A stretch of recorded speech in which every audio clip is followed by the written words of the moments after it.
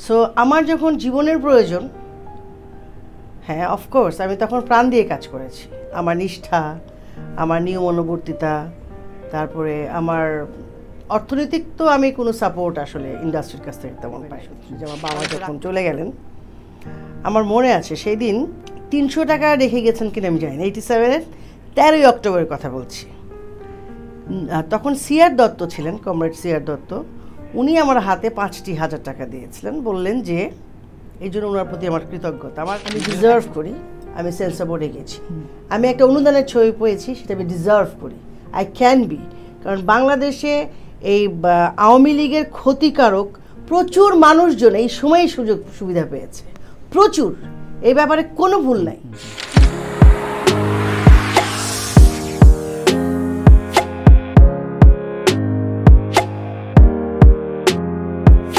চলচ্চিত্রের অনেক বছর, এটা সত্যি, যেমন আমার কিন্তু ব্যাক অ্যান্ড ফোর্থ ছিল, যে আমি একদম কন্টিনিউয়াসলি অনেক বছর একসাথে থাকি নাই। আমার যখন মনে হয়েছে, এই অর্থেও তুমি আমাকে ভাবতে পারো, যখন আমার মনে হয়েছে যে আমি কাজ করব, তখন আমি কাজ করেছি। আবার যখন মনে হয়েছে যে না, আমার একটু গ্যাপ দরকার, এখন তুমি সেটা দুভাবে ব্যাখ্যা করতে পারো। এক হতে পারে আমাকে ডাকে নাই, সেটা হচ্ছে যে আমি আমার অপমানটা নিতে পারবো, আত্মসম্মান বোধ আমার আছে, এতই প্রখর যে আমি ওই লাইনটা কাউকে ক্রস করতে দিতে চাই না। সো আমার যখন জীবনের প্রয়োজন, হ্যাঁ অফকোর্স আমি তখন প্রাণ দিয়ে কাজ করেছি। আমার নিষ্ঠা, আমার নিয়ম অনুবর্তিতা, তারপরে আমার অর্থনৈতিক তো আমি কোনো সাপোর্ট আসলে ইন্ডাস্ট্রির কাছ থেকে তেমন পাইনি।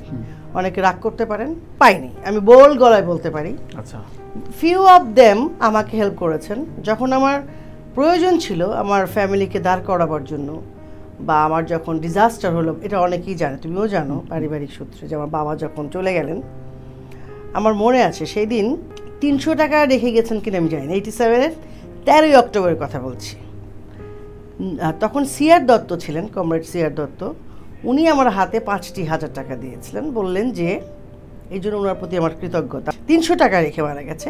আমি ধানমন্ডির বাসায় থাকি, ধানমন্ডি 115 পশ্চিম ধানমন্ডি থাকি, যে বাসায় আমরা উঠেছিলাম 72-এ টিন শেড ছিল, পরে আমরা ফ্ল্যাটে চলে এসেছি। আমি আসলে হোমসে যেহেতু পড়তাম, আমি বেসিক্যালি কোনো মাছ সম্পর্কে আমার ধারণা ছিল না, ডাল সম্পর্কে ধারণা ছিল না, বিকজ আমি তো বাজারে যাইনি, আমার সোশ্যাল গ্যাদারিং আমি যাইনি, স্কুলে পড়েছি, ওটা তো আমার কিনতে হয় নাই।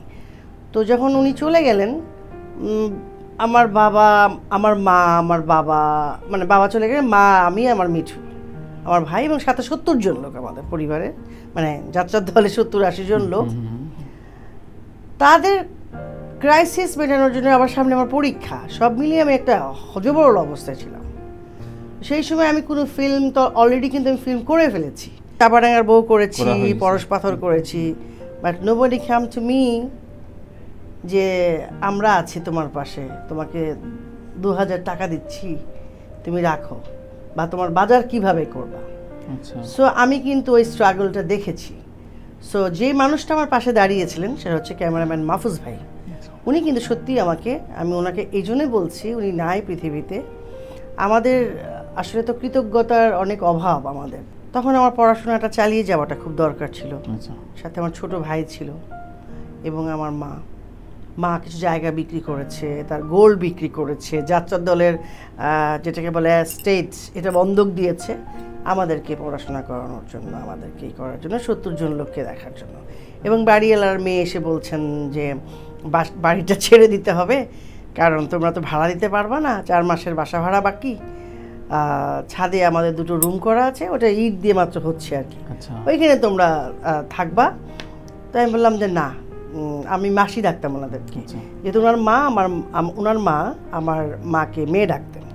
তো ওনার ভাইয়ের নাম ছিল কামাল মামা, তারপর ওনাদেরকে আমরা মামা মাসি ডাকতাম, আর ওনাকে দিদিমণি ডাকতাম। এত সুন্দর একটা কালচারাল ফ্যামিলিতে আমি বড় হয়েছি। দে আর মুসলিমস, বাট ভেরি কালচারাল দে আর। তো ওনার কাছে মূলত আমার রান্না শেখা, দিদিমণির কাছে। তো আমি বললাম যে না, আমি আগামী মাস থেকে ওই বাসাটা ভাড়া নেব, কেন আমি যাই না, ইট ওয়াজ মাই ইনফোর্স লাইক ইউ নো। এবং তারপর থেকে কিন্তু আমি অনেকগুলো ছবি সাইন করেছি, দুর্নাম, এটা সেটা, অনেকগুলো ছবি। তো আমি সেইভাবেই কিন্তু দাঁড়িয়েছি। শ্রদ্ধেয় আবুল হায়াত ভাই, আসলে ওনার সাথে আমাদের তো ব্যক্তিগত একটা সম্পর্ক আছে।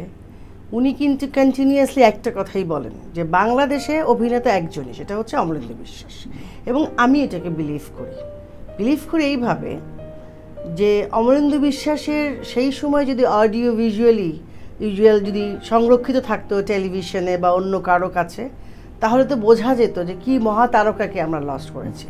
এবং দেখেন, যার অনেকেই বলছেন যে ওনার অভিনয় দেখেছি, এইটাই আমি প্রাউডলি বলতে চাই তার সন্তান হিসেবে, তাকে আমি গ্রামে গঞ্জে এখনও দেখি যে তাকে ভগবানের মতো পূজা করে যারা দেখেছেন ওনার কাজ অভিনয়। হয়তো তারা লেখাপড়া জানেন না, না হলে ওনার মতো এত বড় একজন, উনি তো দিগ্গজ পণ্ডিত ছিলেন। উনি কিন্তু মুক্তিযুদ্ধ রাজনীতির সাথে জড়িত ছিলেন। আমাদের চিটংয়ের বাড়িতে, সীতাকুণ্ডের বাড়িতে যে দোতলা বাড়ি ছিল, সেখান থেকে মাস্টারদা সূর্য সেন বেরিয়ে গেছেন, ব্রিটিশ বিরোধী নেতা।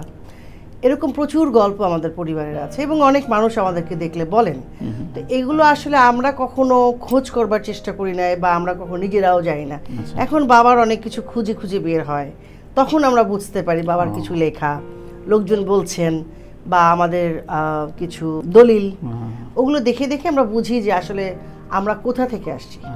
কোথা থেকে আসছি এটা ম্যাটার না, বলে তো জন্ম যথা তথা কর্ম হোক ভালো। বাট আমার বাবাকে আমি দেখেছি মানুষের প্রতি তার যে ভালোবাসা, আর্জ। উনি যাত্রা করতেন, কিন্তু যাত্রা ডোন্ট থিঙ্ক লাইক তুমি যাত্রা করতে এইভাবে দেখার কোনো সুযোগ নেই। যাত্রা উনি বিশ্বাস করতেন চারণ কবি মুকুন্দ দাস, তাকে উনি পূজা করতেন, স্বদেশী আন্দোলনের নেতা। যাত্রা মানে তো আমি দেশের কথা মানুষের মাঝে বলবো, দেশকে ভালোবাসি, দেশের জনগণকে ভালোবাসি। এই কথাই অমলেন্দু বিশ্বাসের কথা। জাহাঙ্গীরনগর ইউনিভার্সিটির যে আমাদের ছিলেন, মারা গেছেন উনি ভদ্রলোক, সেলিম আলদিন শিল্পা, উনাকে বলেন যে উনি কিন্তু বাবাকে অনেক ভালোবাসতেন এবং উনি বাবাকে বলেছেন, দাদা আপনি পড়াবেন। এবং আনফর্চুনেটলি বাবা একবার পড়িয়েছেন, ক্লাস নিয়েছেন, পরে পড়ার সেদিন উনি মারা গেছেন, চলে গেছেন। আসলে কথা বলতেই চাই না, বাবার কথা বললেই আমার গলাটা ব্যথা হয়ে যায়। তো বাবাকে আমি বাবা হিসেবে কখনো দেখিনি। বাবাকে আমার কাছে মনে হয়েছে উনি একটা দার্শনিক। উনি স্বাভাবিকভাবে হাঁটতেন না, মনে হয় যে সবার উপর দিয়ে উনি হেঁটে যাচ্ছেন।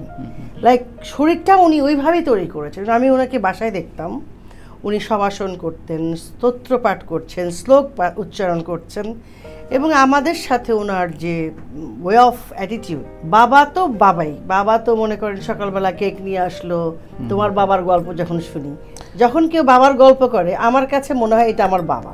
কিন্তু আসলে তো উনি সাধারণের মানুষ ছিলেন। বাবা কাউকে ভয় পাইতেন না, সবচেয়ে বড় কথা।